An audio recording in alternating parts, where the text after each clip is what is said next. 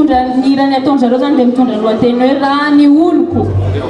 Fifalinaonay tafo sergi zany a no mandray anjara voalohany miaraka aminareo eto anio.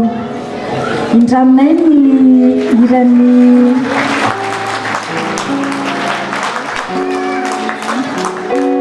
tarika Andrina Ramamonjy tonkira dia manao hoe raha ny oloko nantsona ho amin'ny anarako no avy anetry tena ka hivavaka sy tady ny tavako ary hiala amin'ny ratsy fanaony dia hiaino any an-danitra aho dia indra melanelony ary anasitrana ny taniny.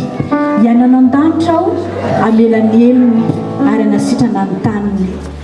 Dia irainay sady ataony atonom-bavaka ho an'ny firenena ihany koa zany iray zany.